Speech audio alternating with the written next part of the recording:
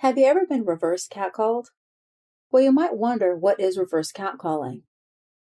Well, that is, instead of somebody whistling at you or shouting what they think is a compliment, they just take the time to roll down their window and shout, "Lose weight," as you walk by. And yes, my friends, I have been reverse catcalled. We're walking and talking. We're walking and talking. We're walking and talking. We're walking and talking with Helen Ryan. So this is Helen with Walking and Talking. As we head out on our walk today, I want to remind you that this is recorded outside while I'm actually walking. You're going to hear dogs, you're going to hear cars, you're going to hear people. I hope you're going to walk with me, and I'm going to cue you to walk as we go along. So now take a nice deep breath in. Exhale, relax your shoulders, relax your hands. Let's start with a nice, comfortable pace. I'm going to tell you a little bit about myself today. There's a car, see, told you. And why I do what I do. So when I was younger, I didn't really have any weight problems. When I was a teenager, I started comfort eating because I was going through a lot of trauma and stress in my personal life. And the only way I knew how to cope with it was eating. My mother was an alcoholic, and so she would drink, I would eat. We made for a lovely pair. But yet I exercised all the time. I would be more like an exercise bulimic, so I would eat. Then the next day I would exercise. Because you can't exercise and eat on the same day, right? At least that was my reasoning. I was what we would refer to as like a normal weight as a teenager. I thought I was fat, but I wasn't. I went to Greece with my sister and her friends when I was 16, and I would not wear a bathing suit or shorts because I thought I was hideously fat. In reality, I was pretty slim, even though I had eating issues, because I did exercise a lot. Probably also had a faster metabolism. That all caught up with me as I got a little bit older. So when I was 18, I returned to the U.S. from Norway, where I grew up, and I started working. And then I would go running every morning at 5:30. So I would balance the eating with the exercising. I started teaching aerobics. Back then, there was no certifications or any kind of training. Okay, walk a little bit faster now. Squeeze your booty. Upper body's relaxed. Pick up some good pace.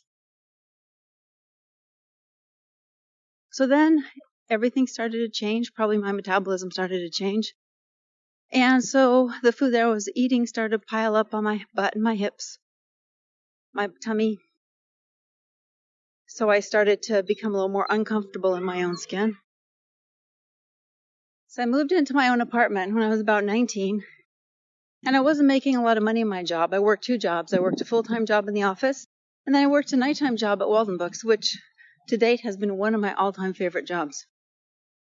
I also worked on the weekends, and I went to college at night on the days I wasn't working at night. So that was quite a bit of burning the candles at 4,000 ends. But I still wasn't making enough money to kind of support, the basic life that I had. A little bit faster now. Tummy tight. Inhale. Exhale all the air, shoulders down and relaxed. So I didn't have a lot of money even for food. So there was a 1-2 week period I still remember. I was really hungry because I barely had anything to eat. And then I found a packet of soy sauce, probably at work in the break room, and I drank that little packet of soy sauce so I could see what it was like to have food in my mouth again, or some kind of a taste. A little bit faster. Relax your shoulders, relax your hands. Then I moved in with 2 roommates. One of them was going to be my future husband, and they were both working in the food industry. And there was a decent amount of food because they both knew how to cook, and they left a lot of extra food around. And I finally started to eat more food again. Then I really couldn't stop.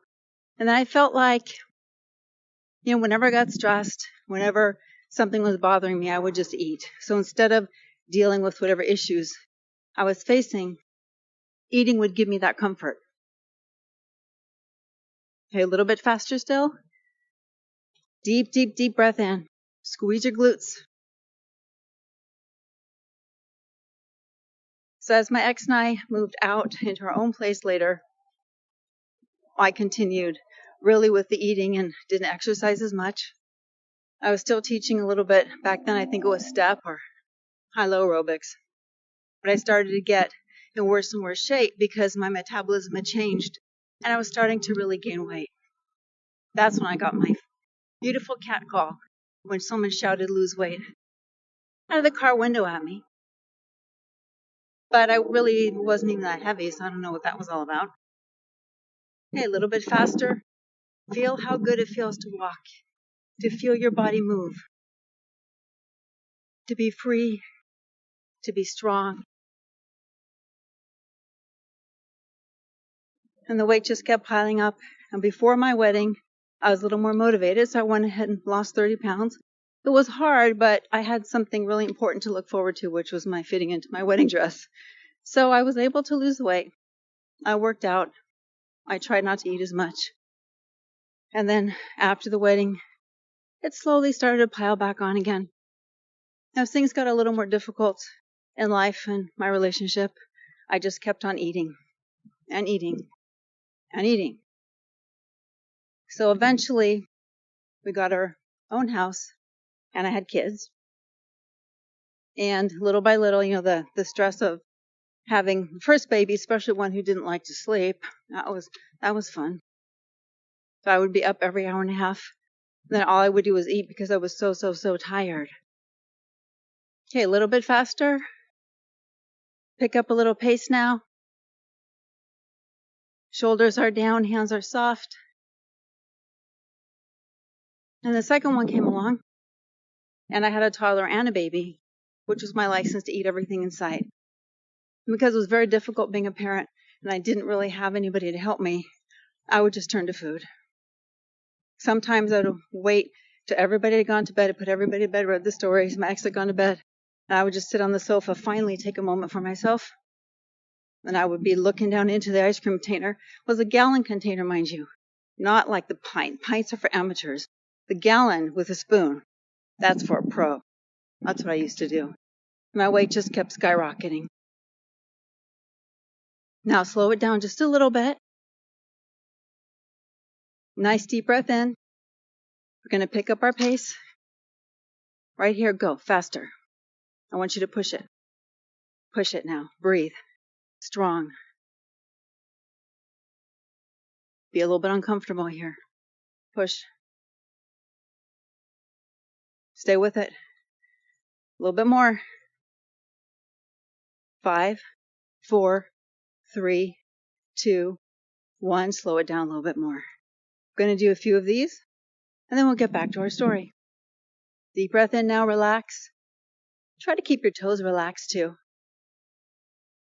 Get ready. I'm going to do another push. Here we go. Faster. Faster. Swing those arms. Walk with intent. Walk with purpose. You can do it. Push it. Push it. Push it.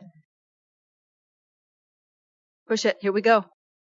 Okay, a little faster. Here we go. 5, 4, 3, 2, 1, and slow it down. Perfect. Slow it down just like that. Breathe. Now be aware of how your body feels.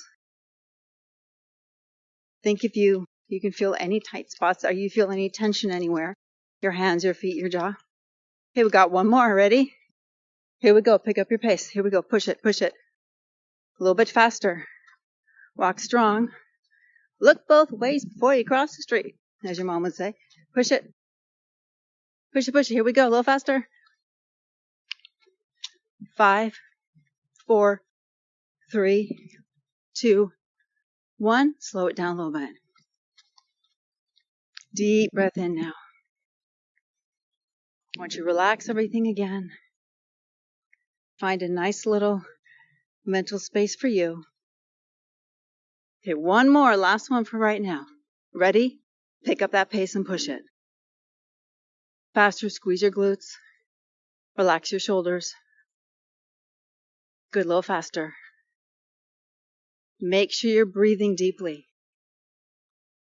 Make sure your body is relaxed around the walking. Push it. Here we go. 5, 4, 3, 2, 1. Settle in, relax a little bit now. It's a little bit slower, not too slow, not too fast. Let's find a good pace for you.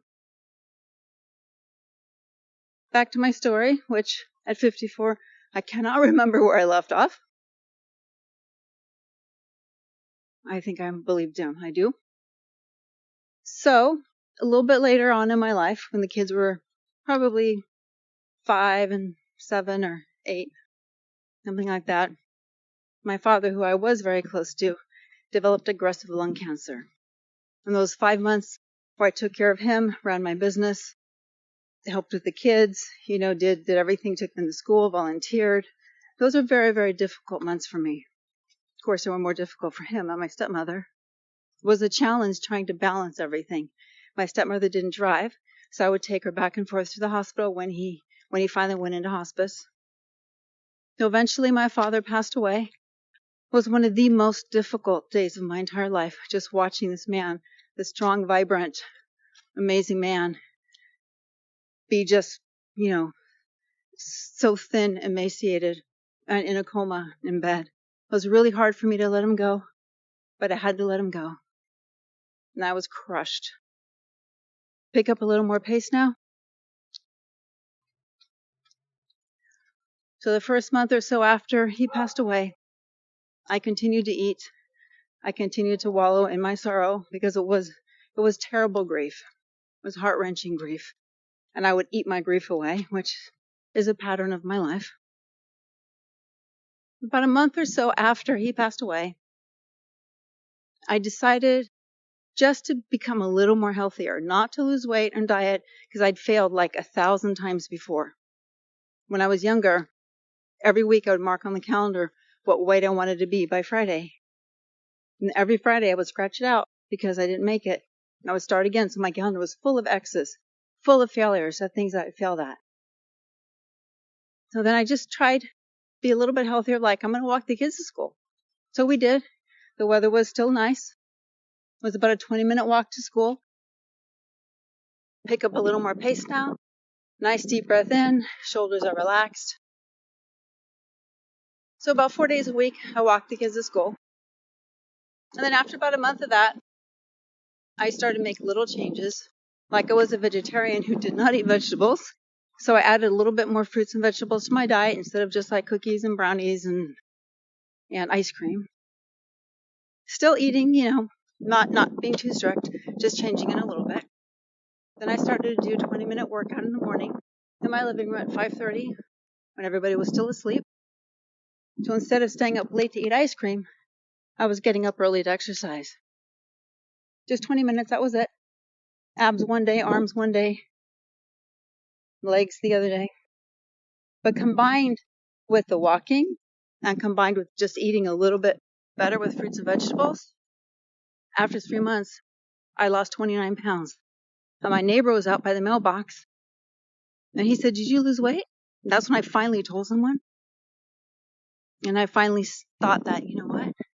Maybe I'm going to make it this time. It's been a long time since I lost any weight like that consistently. Okay, a little bit faster now. Breathe. Hey, puppy. Just one puppy on the road today.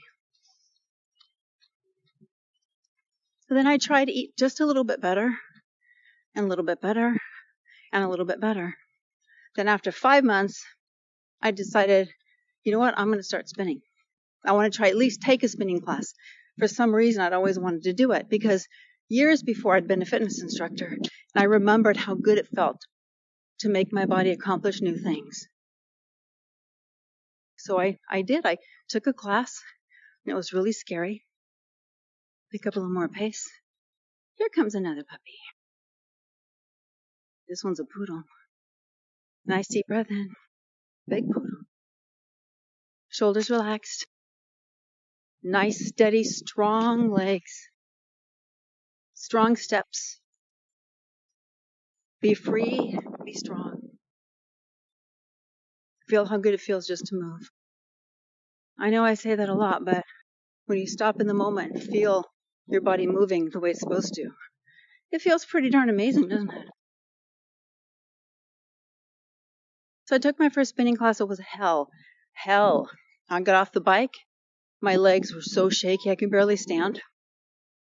But I felt really good. I felt like this little spark inside me had been relit. I made it through class. I didn't die. Yeah, it was hard. I couldn't stand up. I couldn't do a lot of things that the other people could. But I did it. I made it through class. Then I started to take a few more classes here and there. Cleaned up my diet just a little bit more. And by the next summer, I'd lost over 80 pounds. I went from a size 20 to a size 4. The total took about 10 months. And I really didn't go crazy with the diet. I didn't avoid carbs. In fact, I had chocolate chips with my oatmeal every morning. I wanted something to look forward to. And then later on, I became certified to teach spinning. And I also became a personal trainer because I really, really, really wanted to work with people and help them because I know what it's like. I know how hard it is. I know how hard it is to get started. I know what it feels like when people don't understand, when you're at a family gathering and someone says, here, have a piece of cake, have a cookie, one won't hurt. And at some point in your life, it does hurt because one cookie can lead to a week-long binge. I understand all of that. I felt all of it. And I wanted to help people. Nice deep breath in. Exhale. You can slow your pace just a little bit. We're still going to be working. Nice and steady. Relax your face. We often clench our jaws. And so then our face, everything gets really tight. We hold tension there. So relax your shoulders, relax your jaw. You just walk with purpose. So since then, I've kept most of the weight off. I've gone up and down maybe 10 pounds, depending on what I'm doing and how I'm feeling. And I just try to do what I can in my day because everybody's day gets busy. We can't always do an hour workout. We can't always, eat like really, really clean. And that's okay. Because when I die, I want my tombstone to say, Helen lived an amazing life. I don't want it to say, wow, she really didn't eat anything fattening. I just want to have a balanced life. I think that's what most of us want. Now, nice long steps. Your upper body's relaxed.